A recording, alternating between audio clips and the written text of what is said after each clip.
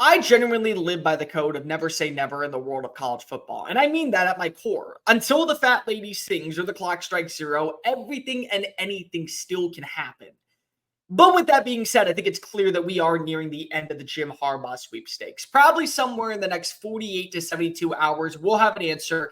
Is he going to go back to the NFL or is he going to go back to Michigan on the cusp of winning his first national title since 1997? And both are plausible, but the main question turns to now, if you are Ward Manuel and Michigan trying to retain as much talent as possible, do you make a move for the outside or do you just promote internally? What's the best game plan for Michigan if Harbaugh is to head back to the NFL? Why don't we go ahead and discuss? But if you are new here, welcome on into the channel, people. My name is Cole Thompson. I'm a radio show host based in Houston, and I talk college football daily. I get it. Season's come to a close. We're really sad. We miss college football, but that's why I'm here to keep you entertained. We'll be recapping 2023, a look ahead to 2024, bunch of news coming out of the transfer portal and coaching searches still. So if this is the type of content you need for your daily dose of college football, might I recommend you hit that subscribe button down below. Leave a comment telling me who would you like to see join the Maize and Blue as head coach if Harbaugh is to leave for the NFL. Tell your friends, your family, your mortal enemies, your best of bros,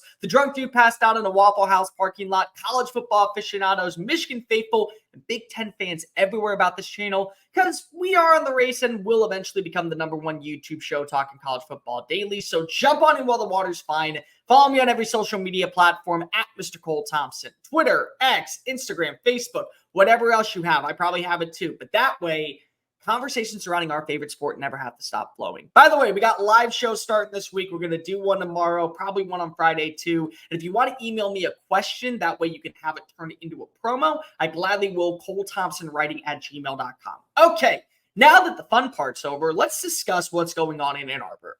It's abundantly clear at this point that Harbaugh has options at both levels. He can return if he wants to, and everyone in Ann Arbor would be probably euphorically happy. They would be elated on cloud nine, knowing that most of what you see is not only being retained, it's also being returned. So that's a good step in the right direction. But also, he does have an offer from the NFL, multiple to say the least. Atlanta Falcons have interviewed him. The Chargers have interviewed him. And he's going to get a second interview with the Chargers later this week. That feels like it fits like a glove. Just in my personal opinion. He played for the franchise. He has a relationship with the franchise. It's California. He spent a lot of his coaching career out in California. And this is a team that I feel like, if with the right coach, could eventually make it to a Super Bowl because they have the quarterback.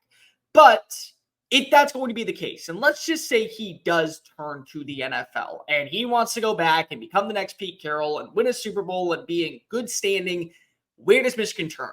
Ward Manuel has a multitude of options. And again, the domino effect of college football, one small move creates a ripple course of chaos and madheads. And that's really where we are. It could be as simple as simply going across the hall and promoting internally, whether that be Sherrone Moore, your offense coordinator, or Jesse Minter, your defense coordinator.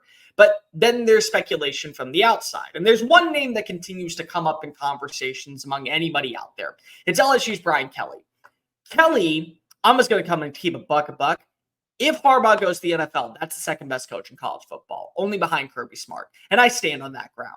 The man has won 70% of his games throughout his entire coaching career at Grand Valley State, Cincinnati, Notre Dame, and LSU. He just led the Tigers to back-to-back 10-win seasons, and he's recruiting like no one's business. Yeah, Foghorn Leghorn actually knows a thing or two about selling a program to kids down in Baton Rouge. And he may have a funky accent, but if he's able to land a #1 recruiting class, kind of like he has right now for 2025, you're allowed to do whatever the hell you want. Just go ahead and beat you. I don't really care at that point.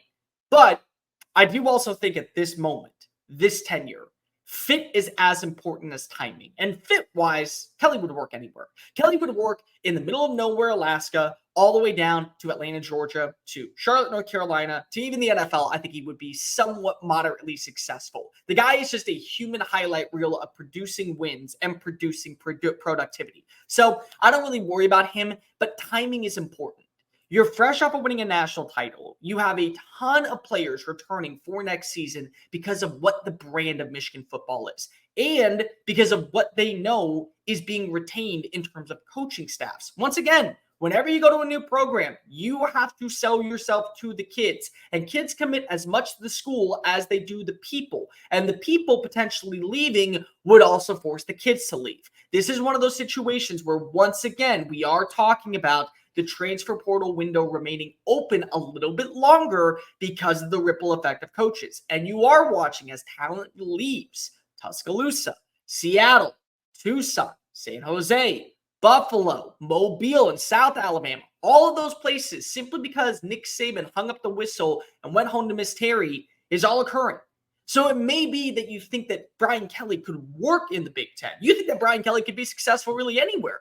But how many of those players are going to be bought in to what he is preaching? How many of those players are going to stick around in Ann Arbor for 2024 to build off of a national championship season? How many of those players are going to hitch their wagon to a brand new coach that did not recruit them, or did not recruit them at the same level as Jim Harbaugh did, and just say, I want to play for this guy? Relationships matter. And so Kelly's already made it clear this is the place for him down in Louisiana. He wants to stay at Tiger Stadium. And most people in Michigan have made it clear they don't think that he's even on the radar. He is just kind of like we're going to throw a name on a dartboard and just say, oh, that works. That's a good candidate. Ultimately, I do think that you have to go one way, and it's to Sherrone Moore. Here's the bottom line when it comes to Moore. Is he ill-prepared for the job? Maybe in a sense. This is Michigan we're talking about. But never say never in the world of college football. I told you I'd get back to that point at some moment, right? Well, Marcus Freeman was not meant or ready to be the front runner for the Notre Dame job. A lot of people actually targeted Luke Fickell from Cincinnati. Proven guy, been around, continued the college football playoff, multiple 10-win seasons. You've paid your dues to get to a Power 5 job. But relationships played weight. Relationships inside the locker room. Players saying, we want to play for Coach Freeman. We want to be here in South Bend, Indiana, if Coach Freeman is in South Bend, Indiana. And slowly but surely, he got the job, and you've seen consistent growth. This is a team that right now, going into 2024, is going to be a front runner to at least make the college football playoff. Not a front runner to win the national title, but a front runner to make the playoff.